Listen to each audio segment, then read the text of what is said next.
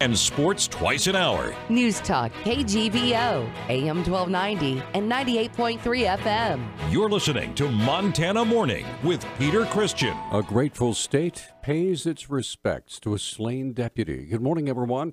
Montana Morning for Wednesday, May 24th, 2017. Clouds are just kind of speeding on by. Pretty windy out there, but it's warm. It's a very pleasant 63 degrees. Missoula is not going to get a whole lot warmer than that. That's actually our high for the day. There was a wind advisory from 9 a.m. until 9 p.m. today. Our newscast this morning sponsored by First Montana Bank, your home for free centennial checking, along with unlimited cash back every time you use your debit card. Hundreds of law enforcement personnel, sheriff's deputies, police officers, Montana Highway Patrol troopers, firemen, EMTs, family, and friends all gathered at a church in Belgrade yesterday to honor Broadwater County Sheriff's Deputy Mason Moore, who was killed in the line of duty. His widow spoke to the congregation at the Bridge Church as the service was streamed courtesy of ABC Fox Montana. Jody Moore said her husband was a law enforcement professional, but he was all about love. Mason was tough when he needed to be. But Mason was all about love. Love for his creator, love for his family, love for his friends, and love for people that he did not even know. Mason Moore did something that many law enforcement members do. He wrote a just-in-case letter to his family. Mason wrote me a letter in case something like this happened. I wanted to read you a few things from that letter. He said, "Don't let hate take over your life. I enjoyed every moment of life with you. Enjoy life." Mrs. Moore asked the congregation to remember her husband whenever they encountered someone in public service. I would like to ask that when you see a law enforcement officer, a firefighter, or military personnel, please tell them that they are loved, supported, and appreciated.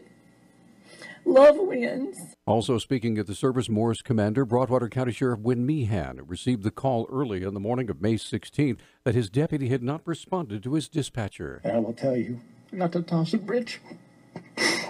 My dispatch told me the officer on scene requested a coroner. My heart sunk. My heart's broke. I'm a man without spirit right now. It's definitely broken. And I know everybody else has a broken spirit, a broken heart. Meehan made a tearful plea to the law enforcement personnel at the service. I've met a lot of good people, and unfortunately this is my third officer down. And it's been tough. This one hits home. So I'm going to ask everybody to honor him. Get back to it. For our state, for our communities, and our families. Thank you. Moore will be buried in his native South Carolina. Campaign spending ahead of Thursday's special election to fill Montana's only U.S. House seat is already at record levels, with at least $17 million raised. That sum is especially remarkable because of the 85-day campaign period. The congressional race 2 years ago generated about $9 million in spending for a campaign that spanned primary and general elections. The campaign committees for Democrat Rob Quist and Republican Greg Gianforte have raised at least $10 million combined, while outside groups have spent more than $7.1 million so far. Most of that money has been used to finance a barrage of advertising, much of it negative. Voters are choosing from among Quist, Gianforte, and Libertarian Mark Wicks to fill the seat vacated by Ryan Zinke, who became Interior Secretary. Let's talk about that special election. Elections coordinators across the state are hoping to see high participation from the public. County Elections Coordinator in Missoula, Rebecca Connors, said she's happy with the participation rates so far in Missoula with absentee ballots, but she says we're lagging behind many other counties. For absentees so far, we're at 61%. We received a little over 30,000 back, and we've issued over 49,000.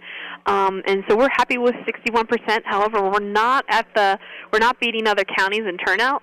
Flathead, Yellowstone, Lewis and Clark County are all reporting 65% or higher.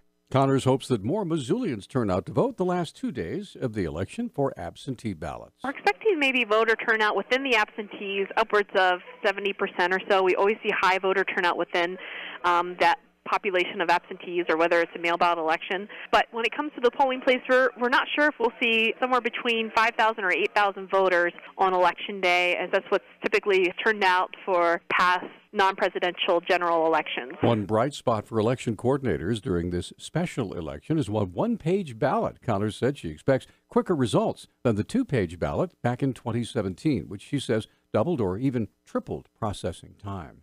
Of course, the election is tomorrow. Authorities say a woman missing since March was found dead in the Flathead River in northwest Montana.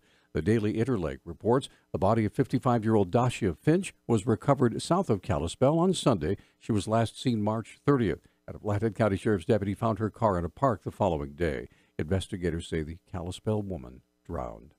Commissioner of Securities and Insurance Matt Rosendale blasted Democratic Governor Bullock's short-sighted decision, in his view, to veto SB 362 yesterday. The bill would have required a basic amount of transparency in health care pricing to give consumers more knowledge of the costs of health care procedures and what their insurance actually covers. In no other industry do customers have to wait until after they have a purchase before they find out how much it actually costs them. And we're never going to be able to drive the cost of health care down if Montanans aren't even allowed to know what those costs are in the first place. Rosendale said the governor triple punched the people of Montana when it comes to health insurance. The governor punched the people on the individual health insurance market by vetoing the waiver bill that would have allowed us to stabilize the market and hopefully reduce costs. Right hooked all Montanans by making sure they're kept in the dark on how much health care procedures cost. And his veto of Senate Bill 100 poured salt in the wound by trying to prevent people from getting care directly through doctors instead of relying on their insurance companies. Rosendale said the vetoes leave Montanans more vulnerable to the whims of Washington. A little-known fact about Missoula is that it has more Memorial Day services than nearly any other municipality in the country. Missoula's Susan Campbell-Renaud often does the groundwork to get these services up and running with the United Veterans Council, but says this year many of the speeches have been cut from the program. We started the tradition of doing just the wreath presentations because we have honor and color guards that are from World War II and Korea. And even our Vietnam veterans are now in their 70s. So we have had to cut back on the hoopla. There have been 10 services. There will be 10 services in all, beginning with the wreath toss in the Clark Fork River to honor those lost at sea. We're going to go to Karis Park at 10 o'clock for the first wreath presentation.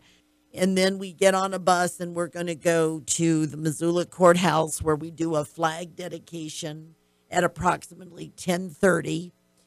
And we're going to do the 21-gun salute, which is technically called the 3 volley. Find a complete schedule of all the Memorial Day activities on our website at newstalkkgvo.com. Right now, 6:13. News Talk KGVO. Missoula's official weather station. Ample sunshine today with our temperatures in the 60s. It will be windy. We'll see gusts as high as 40 miles per hour.